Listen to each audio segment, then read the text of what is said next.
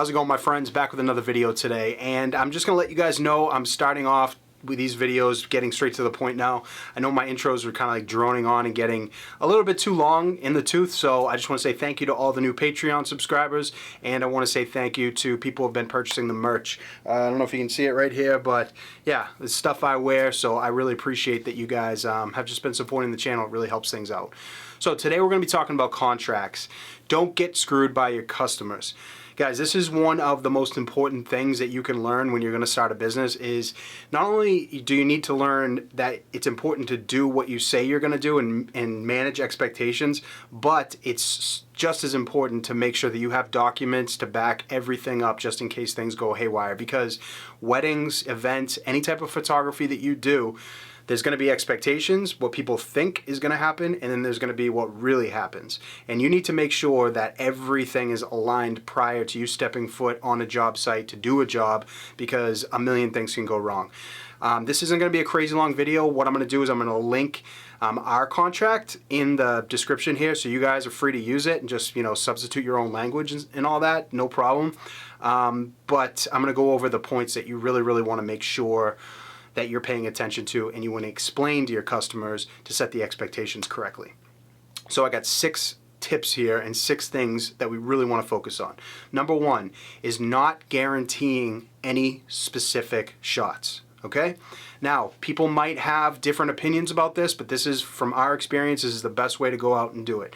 If our customers have shots that they want to get, we will tell them, hey, listen, we're going to do absolutely everything we can to make sure that we get that shot for you. If it's at all possible to get done, we are going to do it, but we cannot guarantee, and I will not put my stamp saying I guarantee that this shot is going to happen on any shot for anybody. But I will tell them that, you know, and I will explain to them, like, listen, you can't guarantee if it's a group shot or if it's a people shot or anything involving different people, you can't guarantee that that person's going to work with you. You can't guarantee that that person's even going to show up on time. You can't guarantee that you getting that shot is not going to affect something else that they want.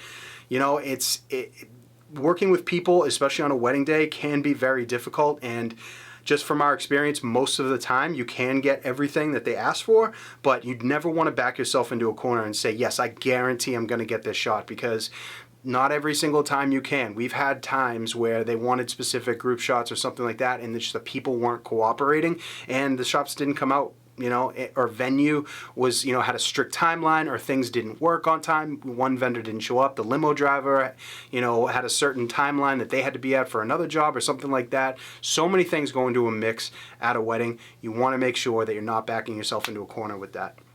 Number 2 is the number of shots you're going to deliver. Never ever commit to a certain number.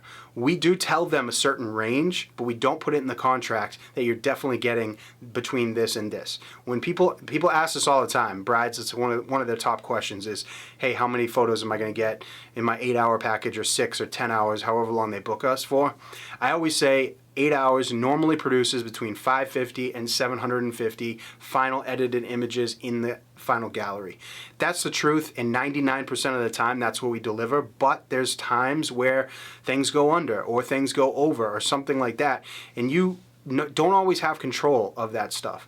Wedding photography is, you have to, you can plan as much as you want, but there's always things that go wrong or things that don't go according to plan at every single wedding. So we never ever say we're definitely going to give you this amount of shots, because sometimes you can't. Sometimes there's people that don't show up for things. Sometimes people ruin shots. Sometimes, you know, whatever. Weather happens, venues change, you know, vendors aren't cooperating. All these different things happen. So we never ever commit to it.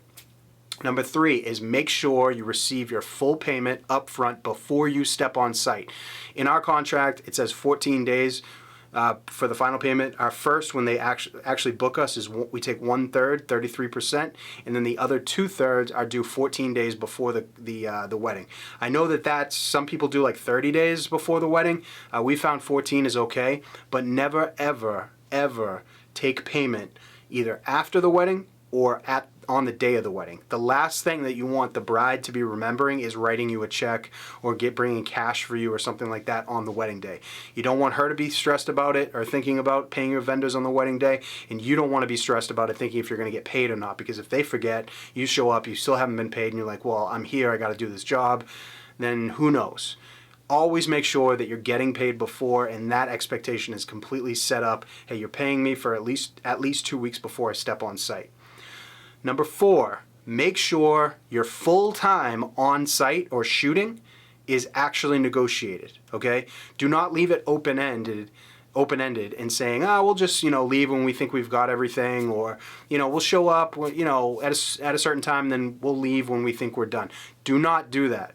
Okay, we made that mistake in the beginning. We left things open-ended, and what that does is it gives them the green light to plan everything without you in mind, because then they're just like, well, the photographer said he'd stay just whenever, and then all of a sudden, cake cutting is like way at the end, and then people aren't managed, so just everything, the timeline gets way stretched out, and all of a sudden you're there for 2 extra hours.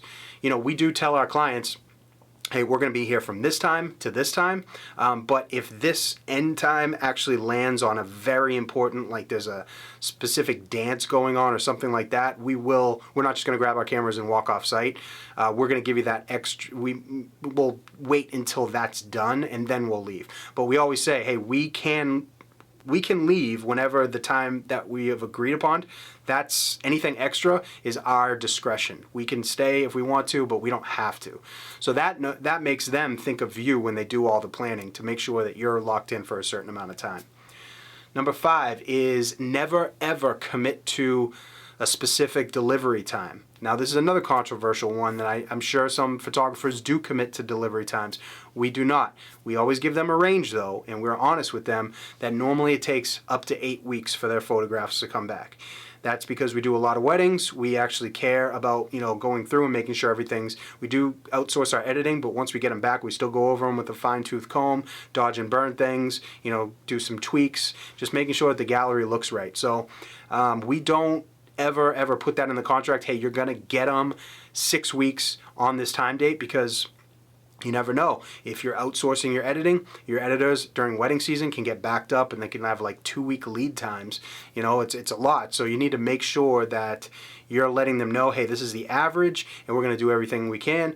But one thing that we also do to kind of, if they're kind of anxious about that, they don't know when they're getting photos, Sarah and I always give a lot of sneak peeks right up the bat. We always do between like 5 and 10 sneak peeks right off the bat, like the next day or a couple days after, just so they can have something from the wedding, because I totally get it. Like, the worst thing ever would be to have the wedding go on, it's over, the next day, all you want is a couple pictures to share on social media or just remember what just happened, and you only have like one shot. So we give between 5 and 10 shots previews, and that usually is like, okay, then I can wait the 8 weeks for the rest of the photos.